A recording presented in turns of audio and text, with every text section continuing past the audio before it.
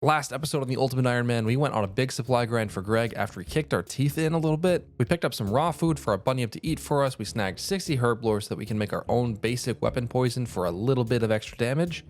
And we made a bunch of Guthix rests because they are an excellent food that doesn't cost adrenaline to eat. But in between episodes, I did a little more research and I learned about these beautiful protection powders that offer 10% additional mitigation from our protection prayers. That is actually a 20% damage mitigation buff because of, math. So those are going to make a world of difference at Greg. But spoilers, I think later in the episode, we're going to have to go back to the drawing board anyway because this boss is just so hard. Stick around to hear the new plan. So what are these protection powders? Well, they are powders ground from gliding whirligig shells caught with a crocodile at Het's Oasis. Because RuneScape, I don't know. You need 15 gliding shells to make one powder, and you need these roses in order to lure the whirligigs into your pool to catch. It's a whole process, but I don't think it should be too bad. I thought I was gonna have to refill the flowers for every 4 whirligigs, but that's just not how it works. Instead, it's 1 flower, 1 whirligig, and that's it. It's awesome. But waiting for every single shell for the crocodile to go get it and then bring it back, that's tedious. So I think the best method for doing this for the upgrades is to just put a few flowers in to spawn in 1 whirligig at a time and then try to stack as many plain whirligigs per gliding catch as possible. This was definitely designed with a long zoom distance in mind. First, unlock. This is super sweaty, but I need 17 more flowers to get to a full 6 hours of powders, and it turns out that you can hunt and farm at the same time super click intensively. Just from that little sweat, I hit 500 whirligigs already. We will have these upgrades in no time. 120 shells. That is 8 powders, which is 4 full hours of protection powder. This is going to be our full inventory setup for Greg. 5 Guthix rest potions, 8 raw ghostly souls to eat with my bunyip, 1 dose of weapon poison.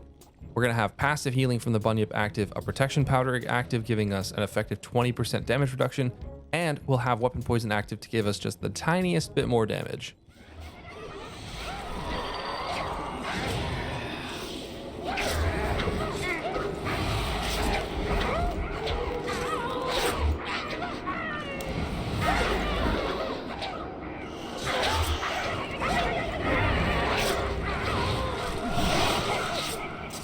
$25 kills.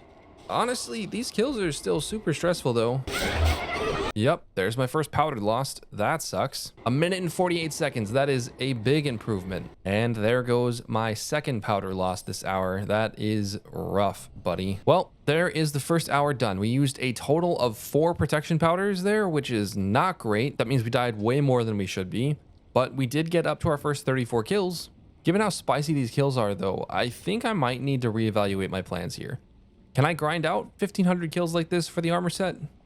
Yes, I could. Should I? No, I should not. I'll burn out. So I'm gonna do some thinking, some theory crafting, and see what we can do to make these a bit smoother. All right, I went on this huge spiel about the upgrades that I can get, and honestly, I think it and the mountain of Archglacior clips that came after it with like Chaos Elemental 2, it was just boring. It was boring. Here's the too long, didn't edit. We killed a bunch of Archglacior for charms and money to get 74 or higher summoning for granite lobsters, which have the ability to lower enemy defense while adding some damage. That's awesome. We killed a bunch more Archglacior and some Chaos Elemental to get another 540 boss kills so that we can siphon the adrenaline crystal from War's Retreat, which is going to let us start kills at 100% adrenaline. And finally, we need to complete the Daughter of Chaos through the succession quests so that we can get the Infernal Puzzle Box tier 6, which is going to prevent our adrenaline loss outside of combat, which means I can start the Greg fights with defensive abilities ready to go. These 3 upgrades are huge, so we're going to pick it up where things got interesting to edit again. Around, say, like, it's finally time! Archaeology, my favorite click and wait in the game. The grind for 40 archaeology starts right now, and we need 40 archaeology for the Daughter of Chaos quest.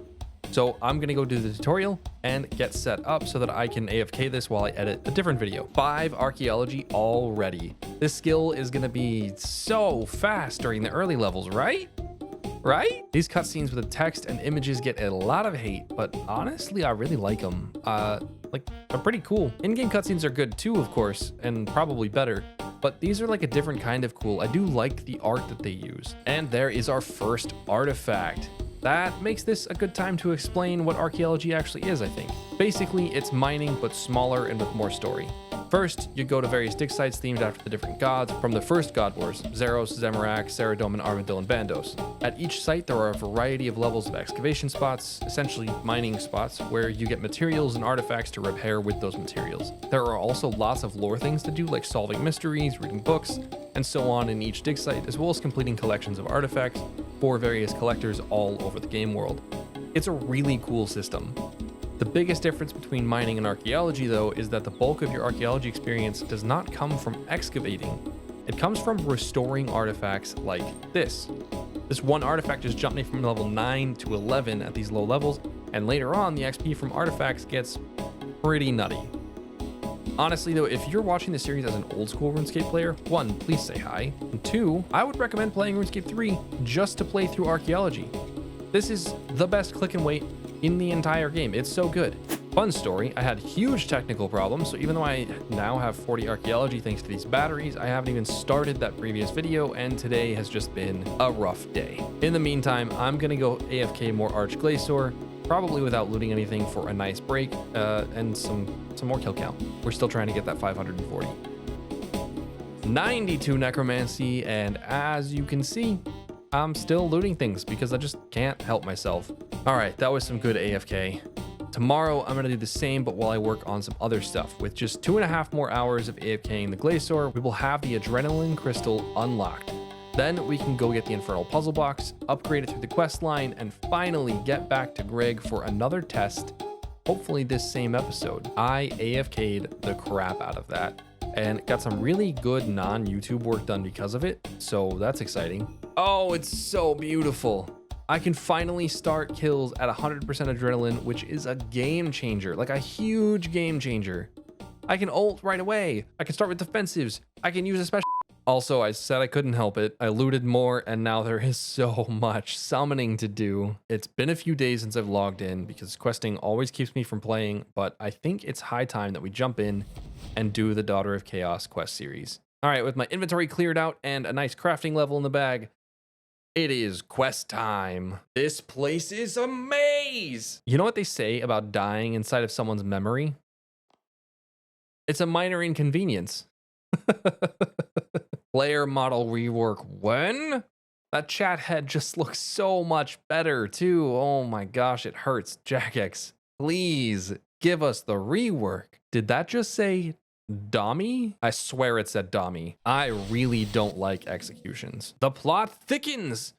Is Anne Dimitri Trindine? I bet she is. Ah, I was right. Not that it was like not obvious. Quest complete. Holy archaeology XP, Batman. And the Infernal Puzzle Box. Awesome. We need to kill some demons to level up to tier 3, I think. Actually, looks like I've already killed a lot of demons, so this isn't going to take long at all. Civil War 1 mini quest here. Honestly, a war between the werewolves and the vampires in Mauritania would be a cool world development out of this. I think that'd be kind of fun. With that complete, we now have the Puzzle Box tier 3, which means that we don't drain adrenaline outside of combat. Yes, Greg does not stand a chance. But I still want this thing on my tool belt because I want that inventory space. So there is that. Oh, thank God. It looks like I've done a single Wilderness Flash event. No clue. No clue which one or when I did that, though. I don't even remember it in a video, and I literally have watched my own series, so I don't know. I am dead. They're referencing the Kinky Sammy art. Like, they're actually referencing it. Is this in-game? I feel like it's in-game somewhere. That's amazing. The art is canon. Civil War 2 and 3 are complete. Time for Succession. Honestly, I thought this questline was going to take forever to complete, but it's only been like a few hours. This is like really fast. Adrastia runs like she is very happy. This is amazing. Awkward.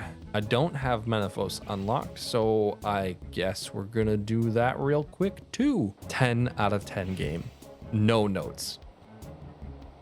Oh, I do love Menaphos. This is one of the prettiest places in the entire game, and it came out like right after I started playing RuneScape again back in college, so this is just awesome. Completed. Let's go to the library. This lighting is super funky. Terra Guardians are humans, right? Ceredomin was a human? I've not paid enough attention. I'm gonna have to pay more attention. Worth a shot. It looked really cool, honestly. So the quest is basically over, but honestly, it was a little anticlimactic. Like, the lore of the story says that this was a huge moment, that we saved the world, but the quest series is only 2 quests long with a few mini quests in between that only took like 2 minutes each. And the requirements were like nothing at all. Like, it feels like Missing Presumed Death, where the stakes of the story don't match the gameplay and the requirements at all. I don't know. It's kind of rough, but I did enjoy it, especially Adrastia following. That was fantastic. 10 out of 10. Oh, it's a song. This is a song. I'm so glad that I have the music muted. I would probably be cringing so hard. This quest ending was super weird, though. I didn't really care about the coronation at all, but the Moya stuff was kind of cool, I guess.